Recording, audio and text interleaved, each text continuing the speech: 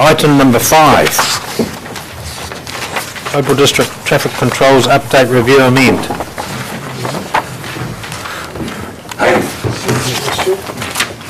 Claire, good afternoon, Claire. Afternoon, everybody. This item as well should really be going through the Fred Committee, but we need to look at installing some markings prior to February when the next scheduled meeting for Fred Committee is scheduled. So what we've got is about 6 metres of no stopping on Lowell Place, which is to basically provide access for the contractors for the pump station on Lowell Place. And the second one is to put in a new mobility space on Tongariro Street as part of the Tongariro upgrade project. Okie dokie. So they need to be done pretty quickly then, obviously. We'd like the mobility space to be done as part of the Tamamutu upgrade project, right. And the Lowell Place prior to summer. So the mobility space takes up the place of an existing car park, or? Yeah. Yes. So is it on the Tongariro Street, not Tamamutu Street? It's on the corner of Tongariro Street, just outside the Lake Surgery. Right. Okay. Yep, sorry, yep. On the map. Okay, Zane. Councillor Cousins. Through the Chair, and I agree with I probably would actually I agree with the recommended resolution. Once again, I go back to Councillor Body's concerns about no timings are an issue, but the Fred Committee agenda items are getting thinned out with Council, pushed over to Council. I do have a concern about that. Too much is coming back to full Council. And I know this one's probably all about timings, and as the others have been, but I'd ask that we have a more concerted effort to bring it to the right committee. That's all I have to say. Thank you, Councillor Cousins. Any other comments? Councillor Krasuski. I'm more than happy to move that item as well, but just before I do, can you please tell me what the overall number of car parks, or the losses of overall number of car parks, will be with the sale of the Turangi-Tongariro car park plus the street upgrade on Tamamutu Street, and now the car park outside the doctor's surgery? For Tamamutu Street, I think there was 4 that we removed, and we will be looking at putting in another parking space outside the new development on Ruapehu Street. The old. Is there anyone? So what you're asking for? Rather than try and create some numbers here, I think we'll report back to you by email as to what those numbers are, because there's been an awful lot of inbound parking created at the same time as we've lost parks. So I think we should just do an exercise. And I know the numbers are kicking around somewhere. It'd be good to know, because it is quite a topical subject. No doubt you've been asked. So I think we'll just put a spreadsheet of information together and help you out with that. We've got to really reckon it when we get asked. Yep. Councillor Harvey. Just regarding Lowell Place, that's pretty tight for parking now. Yeah. I'm just thinking of the cafe and things like that. Is it necessary to have such a large area of yellow lines? I agree. You know, do we need to sort of make it so? Where is Lowell Place? Bugger all parking down there now. It's a very thin street and narrow. You'd have a job turning right. Yeah, I think the issue is it's very narrow, sort of not really long and narrow, it's just quite narrow, and the difficulty is any access any other direction is impossible. It's really getting the trucks in for the pump station, so if somebody's parked on the other side, it just blocks up the whole road. And that actually is a major and quite critical pump station, so if something happens we need to get to it immediately. Yeah. But it's been there a long time. The pump station has, yes. The cafe's only recently been there. So further on from that, the cafe, the resource consent for the cafe actually states that they can't provide parking on the road, so they have to provide additional car parking. You'll notice that's why they've got the little sandwich board sign there, which says, "Have you parked on the road? Please don't. Please park in the hotel car park." So that's a specific requirement of the cafe. Is there not yellow lines here now? Just on one side, is it? Yeah. Just through the chair, I'd just like to add to Rosie's concern, because the Waimahana apartments, I mean, they have parking for their tenant covered, but yeah, the visitor parking is very limited as it is. So yeah, I'd query the 6 metres as well. Does it have to be quite that much? Through the chair, 6 metres, it's not a car we're looking to park, it's usually a light truck that is probably in the order of 4 metres, and it is necessary to protect that parking. If there's a failure in the pump station, you need to get a truck there with a small crane or something. Time is of the essence. That pump station, if it overflows, is going to go straight into the lake. Right then. Sorry. He's fine. I'm protective when I need to be. He's fine. Sadly, it is a very difficult location, that one, and the cafe does very well on the waterfront there. I'm told by a lot of people how good that cafe is, but the infrastructure really does have to come first in that location.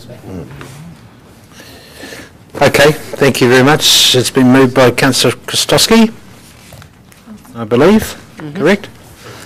Seconded by Councillor Jollins. All those in favour, please say aye. It's against? Carried. Chairman, just before you do, could I just thank Claire for I required some information to do with car parking, and within a matter of minutes I had that information, so thanks for that, Claire. No problem. Well done, Claire. Item number 6, swimming pool, Building Pools Amendment Act. Jane, good afternoon, Jane. Good afternoon. So, do we need to still fence pools? Oh, this is spa pools. I'll take the report as read. And any questions? Yep. It's pretty much all pools. It's just amendments to the Pools Fencing and Pools Act. We've had problems with it since the Fencing and Pools Act was created. This is a further amendment to that, of which we have written a submission to indicate our particular feelings either way, and we require we ask for your endorsement of that submission. Okay, thank you. Any questions of Jane? No, pretty straightforward. All right, suggested resolution on 6-1. Could I have a mover for that, please? Moved by Councillor Clark, seconded by Councillor Stewart. All those in favour, please say aye. It's against? Carried. Item number 7. Redundant policies. Afternoon, Hilary. Hello. Right, everyone's got a copy of all the old policies. I don't have much to add really, but just to highlight, I guess, that this has sort of been driven from a couple of different directions. I guess at a national level, there's the Rules Reduction Task Force in place, and also from a regional level, there's the mayoral work stream, which has kind of all been pushing us, I guess, in a direction just to make sure that we've got a nice, tidy and consistent level of policy. So that's what's driven this item. Okay, thanks, Hilary. Any questions of Hilary? All pretty straightforward. Councillor Krastowski? I just have one, basically, is that under the Economic Development Action Plan, I understand what you're saying there, but then we have Rob's economic framework thing, and we have Will's Department of Business Development and whatnot. How will we deal or cope or whatever do with that once we delete this action plan? Well, I guess that's sort of part of the reason we are deleting it, because at the moment we have, or proposing to delete it, we have a couple of different pieces which drive economic development. This one has pretty much been completed, and since then Enterprise Great Lake Taupo has put in their own strategy. So taking this one away just makes sure that we've got consistent from that point of view, and then also there's the work that's been doing internally as well. So forgive me, but does that mean we need to replace that with a new one, and in order to take care of Rob's development framework thing? And probably not would be my advice. So the way in which we manage Enterprise Great Lake Taupo is through a contract for service. So and as they come in and report, you can define what areas you'd like them to do. So that's how you know what they're up to. In terms of the report that Rob does, if you want to adopt that, that's up to you. But this current report I think was written in 2009, so it's 6 years out of date. Thank you. Right. Thank you. Any other questions, Councillor Jollins? Just a point of clarification. Thanks, Hilary. In terms of the reasons for revoking some of these, we've got out of date and then no longer relevant. What's the difference?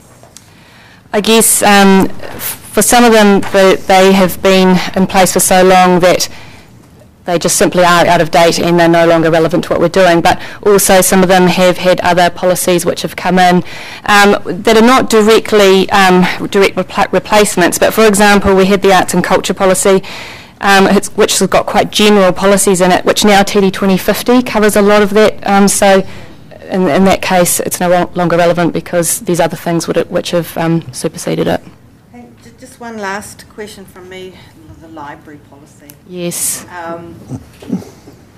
Do we consider it necessary to have a new one? Do we need one? That's probably something that we just need to do a little bit more work on, but we just thought we might as well take it off the list now because this one is so out of date that it's, yeah, so, but there probably does need to be a little bit more discussion about whether we need to replace that going forward. We're working in the region on that, so seeing what other libraries in the Bay of Plenty region are doing, and we'll pick up on that.